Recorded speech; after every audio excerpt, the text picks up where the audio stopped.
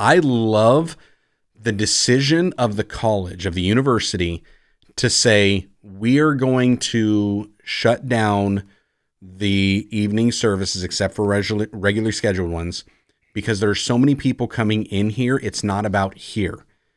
Go out. Take it to where you're at. And that decision I thought was very unique from a history perspective, because that's not how it goes.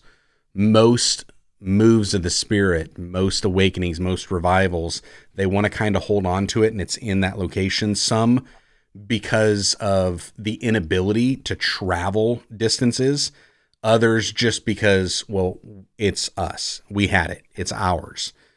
And then it becomes kind of a limiting thing where go. Like that's all it's ever been for.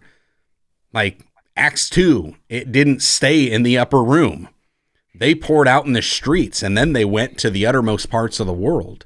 And that's what it's supposed to be. So I was excited to see that. I'm glad you feel that way. They made me nervous beyond measure. I tried to listen to the heart behind it. What I heard them saying from their heart was, we don't want to try to hold this and box it in. It's already poured outside of the chapel and onto the lawns and into the surrounding universities. But now people are coming from all over the country and other parts of the world to hear, no, stay where you're at and just let this Spirit, this move, just pour where you're at. That was what I heard them saying. And it was like, if that's where their heart's truly at, that's where God's heart's at. And this can be powerful. The little charismatic heart inside of me was like, oh, don't touch it. Don't restrict it. You know, yeah. just oh yeah. Yeah. The breathe. quenching the Spirit and stuff like that. Yep. Well, there's a piece to this where you can tell. You hear words when people describe Asbury that like, you know, it's a move of the Spirit. It's a move of God that people's hands are off. But you can also tell that there's a lot of leadership being given to this thing.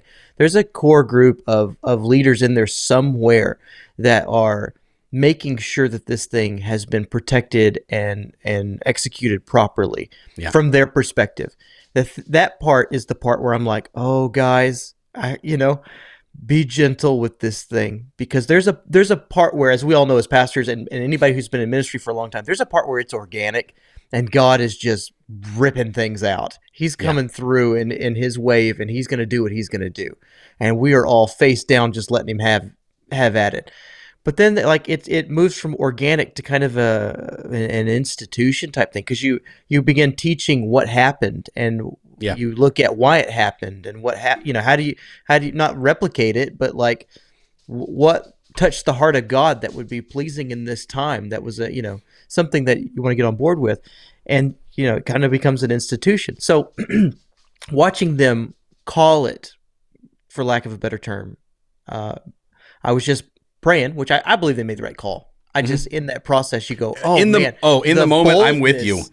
The boldness to go, listen, we have our first calling is an institution to train Christian leaders. We're going to follow that out. While this is amazing, I'm like, wow, this is amazing.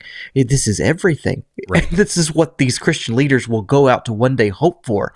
Like, why would it's what you're training them to pursue. Yeah, don't shut down the services, but at the same time, you can see the wisdom in it, because they are swarming. If you're talking tens of thousands and hundreds of thousands of people collectively descending upon a town of 6,000 people, right? And I saw the drone footage. There's lines.